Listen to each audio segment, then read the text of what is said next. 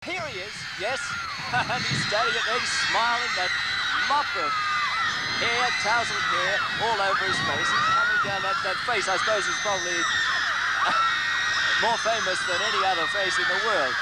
He and the rest of the Beatles. He's being escorted down to the cars. Appears to be an enclosed car, which is understandable considering the fact that he is just recuperating from a sickness. But we've been assured that he will drive along past the fans that have lined the fencing here. Perhaps my estimate of the crowd was under. Perhaps it's about 1,500 to 2,000. It could well be by now too. And I've no doubt that most of them will remain here, and they'll be here in a swelling number to welcome the other three members of the group, who incidentally there's a plane flying from here in Melbourne across to Adelaide. Later we'll possibly get it, but it's going to pick the rest of the group up and bring them back. They would arrive in Melbourne about 3:30. Now, here's this group of cars. Ringo is in the Wolseley, it looks like, the second. The crowd is really going well. It's wonderful. A tremendously spontaneous reaction. They're waving and screaming and carry on, throwing bits of torn up paper. There are balloons and banners, and although we can't really get a close view of Ringo himself, I'm quite confident that he's acting in that very poised and confident manner that he always seems to show whenever he's in the public eye. He seems to have a great dignity, as have all the rest of the Beatles, and probably more than anything, the thing that endears them all to us so much is this sense of humour which they seem to show. And this, no doubt, we will see when they are interviewed in their press conference. Well, he's gone up the line of fans at about 5 or 10 miles an hour. Whether or not he'll return and come back, it's rather difficult to say. It looks to me as if that's it. It looks to me as if they're off on the way back to the hotel.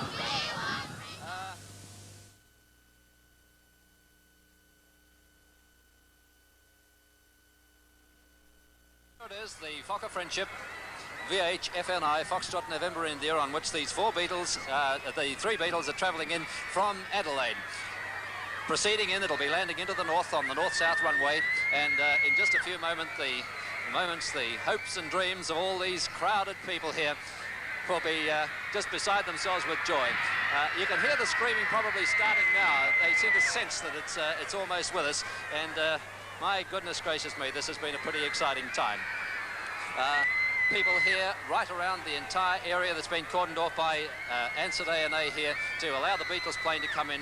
There was suggestions, of course, earlier that if anything got out of hand here and crowds started breaking through the barriers, that the Friendship would be diverted to Mangalore. But there you can see for yourself, there's no question of the aircraft going to Mangalore. It's just about to touch down on the north-south runway. It's down in pretty gusty conditions here at Essendon, and the screams are building up. They've been giving these little screams every 30 seconds or so right throughout the day since we've been out here. Now it's sort of building up into one continuous scream and getting louder and louder as every second goes by. Tremendous security precautions have been taken, of course, with regard to the actual parking of the aircraft here on the tarmac. Nobody will be allowed out at all on the tarmac while the propellers are still running. I should imagine that the captain will probably cut one of the motors, possibly the port motor will be cut shortly, and he'll leave one of them running until he's actually pulled up completely. And until those engines stop altogether, then there'll be no question of anybody going out onto that tarmac. The aircraft did arrive a little bit earlier due to this north wind behind it. They've taken the Beatles for a bit of a flight down around Port Phillip Bay. They went down, we understand, in the vicinity of Frankston, and then they brought them back over the city again, and here they are. Melbourne's first glimpse, almost live, of the fabulous Pop Tops. The crowd is starting to scream again. I don't think they can really believe this is happening. There have been people of all stage is out here all day singing Beatles songs. Every now and again you'll hear them breaking out with "We love the Beatles," and on they go, and then there'll be a few screams, and gee, it's been an exciting time. You can't help but get with this tremendous spirit of enthusiasm, this almost air of abandonment that everybody seems to be showing about the Beatles. I can't help but believe that this is good. If people can, as it were, let their hair down, to use an expression. There goes our Channel 7 camera, the Channel 7 camera bringing you the closest of close-up looks of these fellas as they come out, our mobile camera, and there the camera is out there right beside the door where the Beatles will in a moment emerge. We've got Pam Clifford and Marion here. They're jumping up and down with excitement. Can you really believe this is happening, Pam? No, right? No, it's just terrific. There goes an Ansett A&A official who will open the door. It'll be interesting to see. I'm going to depend on you juniors here to give me a bit of a clue. Pam's jumping up and down here. She doesn't know what to do with herself. That doesn't look like a Beatle, Marion, does it? No, not quite, Brian. Well, there we go. The crowd are sort of all now in a state of complete suspense. They're just waiting to see which Beatle's going to appear first. No sign of them yet. There are a few hands there, which I think belong to a couple of the very pretty Ansett A&A air hostesses. There's the truck that they will be mounting. As a matter of fact, when this truck went by a little while ago, quarter of an hour ago, the crowd absolutely screamed with joy at an empty truck. This is the sort of fever that's developed here with these Beatles today as they arrive at the Essendon Aerodrome. A great air of expectancy.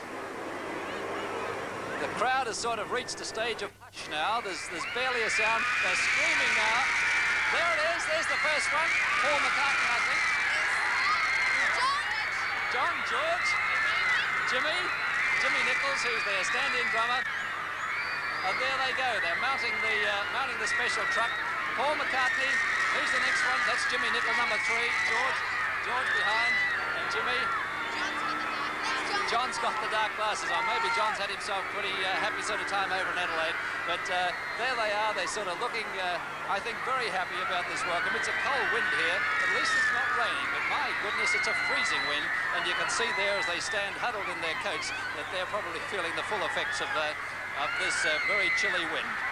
They're now being taken for their special tour around the crowd here at Essendon. And these people now, the people at the far northeastern end of the tarmac here will be getting the first glimpse of them. People virtually underneath the control tower.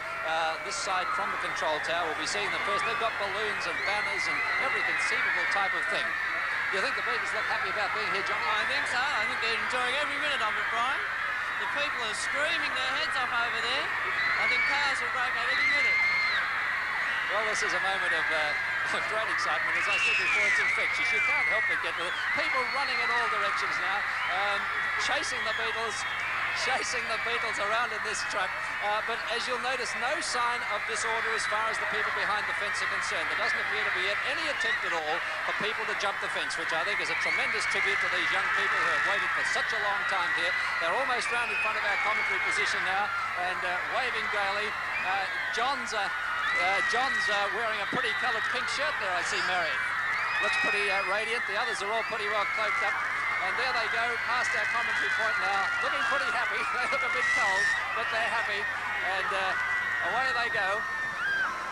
We got a nice wave there from George, was it, at the back? George at the back there gave us a pretty happy wave as he went past, and this would make your day complete, girls, I guess. Oh, yes, Brian, definitely. Well, were they what you thought they'd be? Oh, yes, they're wonderful. A bit more, too. Bit what? A bit more. A bit more. There they go. They're doing another round of the circuit. Well, this seems to be in keeping with this wonderful attitude of generosity, if we can term it that way, that the Beatles have shown everywhere on their tour throughout Australia. Nothing seems to be too much trouble for these fellas. They don't seem to mind how long they wait, in what conditions they have to wait. It doesn't seem to matter if it's raining. It doesn't seem to matter if it's a chilly Melbourne wind. They're still happy to keep on going around, waving to all these fans who have listened and waited for them for so long. All you can hear all over the drome now is just virtually one continuous scream. It's hard to believe that girls can scream this loudly or get such a high note, but we've heard so much of it today that the proof is there.